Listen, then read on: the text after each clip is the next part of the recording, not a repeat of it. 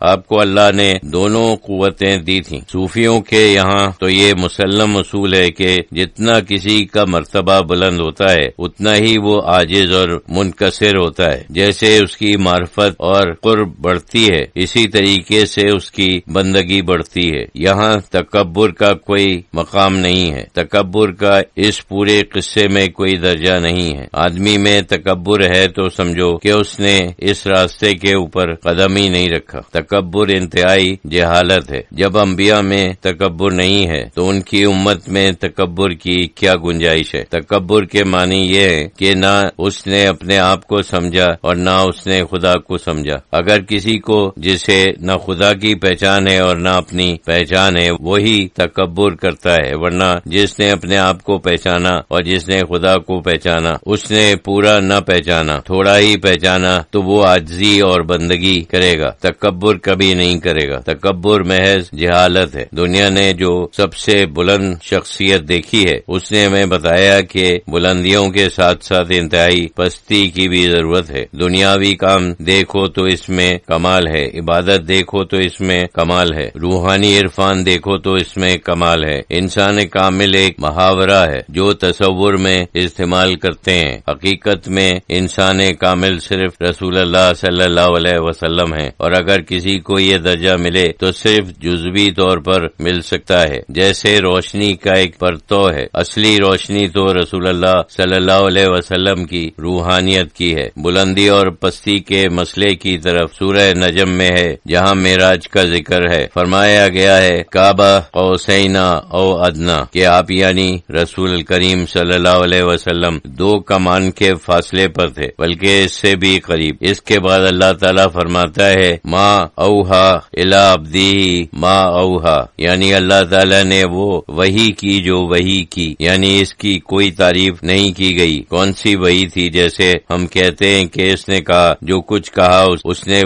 وحی کی جو کی، اس کی کوئی تعریف نہیں کی گئی۔ مطلب یہ ہے کہ وہ ایسی چیز ہے جو ناقابل بیان ہے۔ وہ وہی آثار توحید ہیں جن کا اشارہ ہمیں مختلف جگہوں پر ملتا ہے، لیکن پوری طرح کوئی سمجھ نہیں سکتا سوائے رسول کریم صلی اللہ علیہ وسلم کے۔ اللہ تعالیٰ تو سب جانتا ہی ہے، اللہ کے علاوہ صرف حضور صلی اللہ علیہ وسلم جانتے ہیں، لیکن اس میں بھی اللہ تعالیٰ نے یہ الفاظ استعمال کیے ہیں پا اوہا الی عبدہ ما اوہا، یعنی اپنے بندے پر وہ وحی کی جو وحی کی۔ اس میں بلندی اور پستی دونوں آ جاتی ہیں۔ وہ چیز وحی کی جو اتنی بلند ہے کہ کسی کے فہم میں نہیں آ سکتی۔ ساتھ ہی ساتھ یہ بھی فرمایا کہ وہ بندے ہیں۔ اس وجہ سے صوفیہ کرام میں کہا جاتا ہے کہ سارے منازل طے کرنے کے بعد آخری منزل ابدیت ہے۔ حضرت ذوقی شاہ صاحب رحمۃ اللہ علیہ نے ایک نقشہ بنایا ہے، ایک دائرہ ہے، انسان نیچے سے شروع کرتا ہے، چلتے چلتے انتہائی بلندی تک پہنچتا ہے، لیکن وہ صرف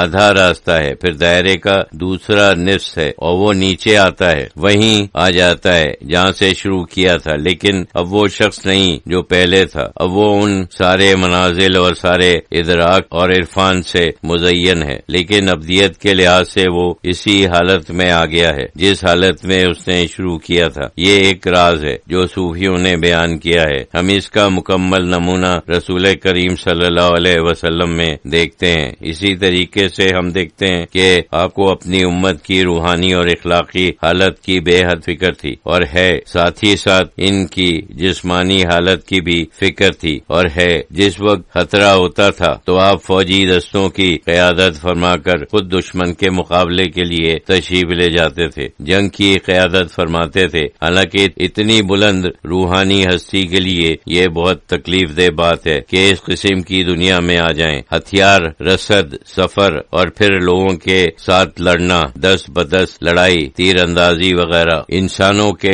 کاموں میں یہ بہت ہی ظاہری کام ہے، اس سے زیادہ ظاہری کام شاید ہی کوئی ہو۔ ایسے انسان جو دل میں جانور ہیں لیکن بظاہر انسان ہیں، وہ بھی اس جنگ و جدال کو پسند نہیں کرتے ہیں، تو اتنی بلند ہستی کے لیے اس میدان میں آنا کتنا مشکل ہوتا ہوگا۔ لیکن پھر بھی آپ صلی اللہ علیہ وسلم یہی کہا کرتے تھے، آپ نے ہمیں یہی سکھایا کہ مسلمانوں کے عبادات اور اخلاق کے ساتھ ان چیزوں کی اہمیت ہے، ان کی تو مرکزی اہمیت ہے۔ امت کا جسمانی تحفظ اور ان کے بہبود کے ساتھ یہ ساری چیزیں بھی اہم ہیں اور اس کی بھی فکر ہونی چاہیے۔